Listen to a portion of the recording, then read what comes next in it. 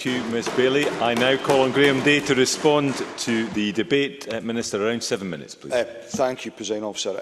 Can I begin by saying I welcome Donald Cameron securing this debate for the opportunity that it provides me to offer any reassurance needed that the Scottish Government is entirely committed to helping keep Argyll and Bute open for business by delivering short and longer-term permanent solutions to the issues at the Rest and Be Thankful. Can I also thank members for a largely thoughtful and measured series of contributions. Presiding Officer, I am acutely aware of the importance of the A83 Trunk Road to the communities and the economy of the Argyll and Bute area. The fact I think it was my very first ministerial visit at the beginning of June this year was to the Rest and Be Thankful should be seen as evidence of that, and the fact the Scottish Government is intent on identifying and delivering a safe and robust solution as soon as possible, with equal emphasis between safe, robust and as soon as possible.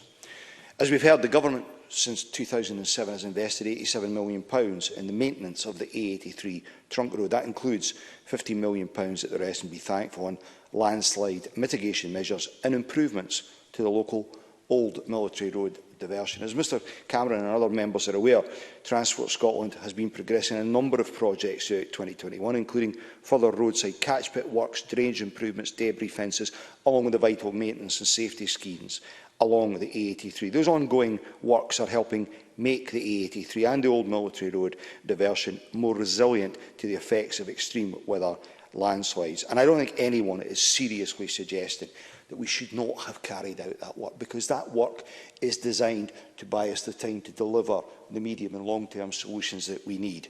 The work is extremely important. And I was struck, I absolutely agree with Jackie Bailey's assessment about the challenge that Mother Nature poses here. It is quite scary when you go there and you see what has developed on the site and the necessity of the work that's been done by the engineers. But the key point here is that parallel to those essential measures being deployed is the gathering of the data required to underpin a decision around the medium and long-term solutions we've committed to. Medium and long-term solutions are being progressed, but they have to be based upon sound information, the topography, the nature of the ground underneath. For example, the Old Forest track.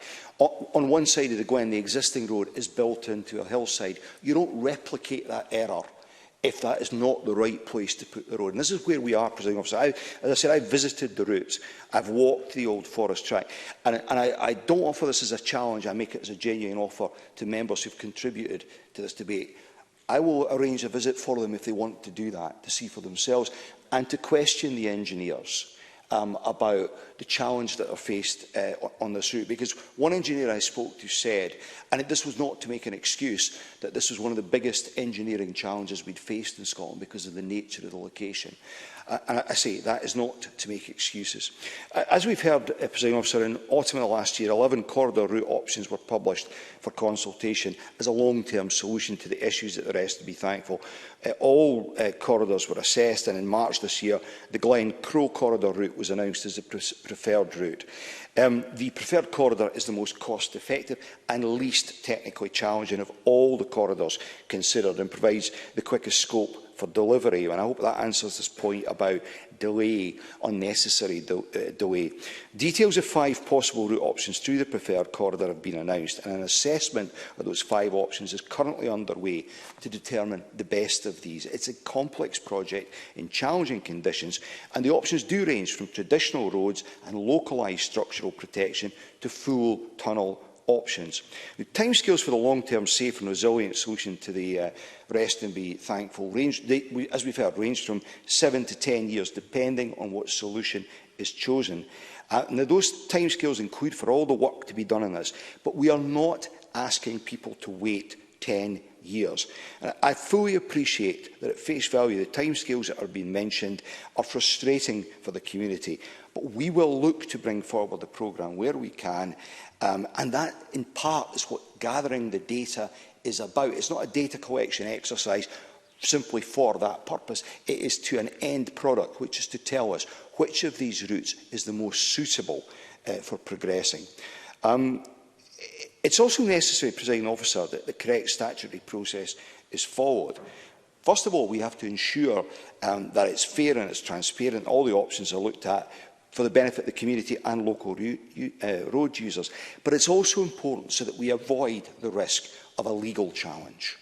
Because what none of us want, when we've heard some very powerful contributions tonight, none of us want additional delays to be built into this because someone picks a hole in the processes that were followed. The Transport Scotland are currently carrying out, as I said, the data gathering for the routes option, because it's essential we have that information to inform the decision that's made.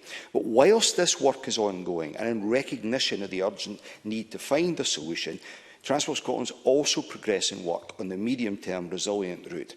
And that will be a proportionate solution appropriate to the timeframe, but it will be based on sound engineering principles. The work is considering the existing forestry track, possible improvements to the old military road, and other options on land already owned by Scottish ministers.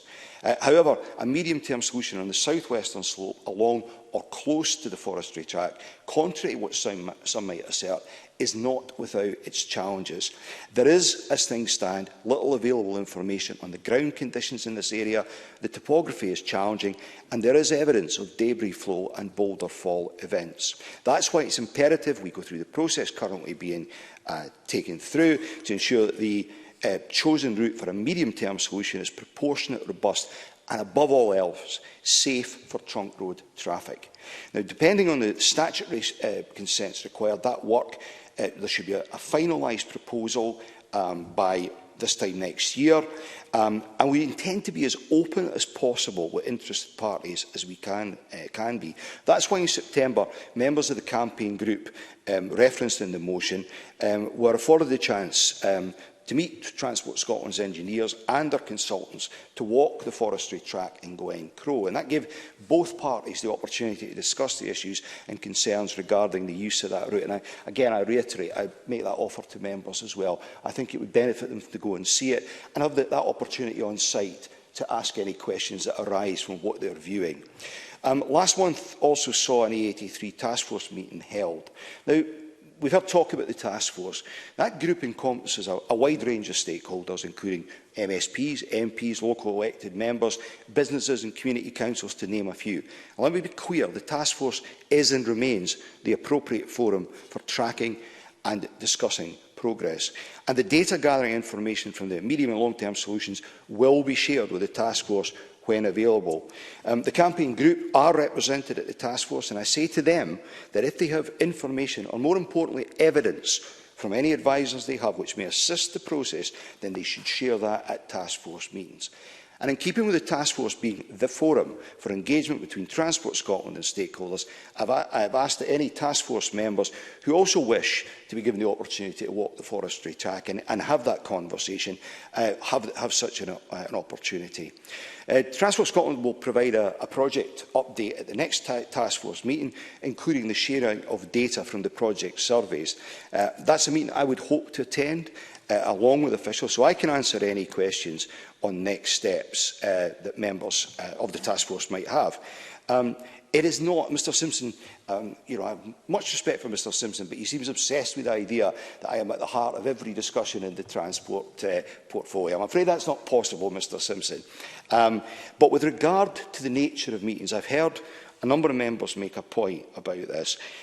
If the feeling is that the format is not conducive to the participants having the opportunity to interrogate Transport Scotland's position on this, to ask any questions they have, then I'm quite happy to go away and look at that format to see if that can be revised. And I'm happy to discuss this offline with members.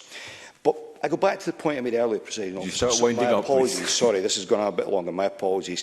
We have to deal with the here and now, and that means seeking to mitigate the risk from landslides at the Rest and Be Thankful as a priority as we work through the measures that I've outlined. And as I say, in the meantime, the work continues apace. And the other thing, just to conclude, Presiding Officer, I will review the official report. The sound on Ms Grant's contribution was a bit ropey.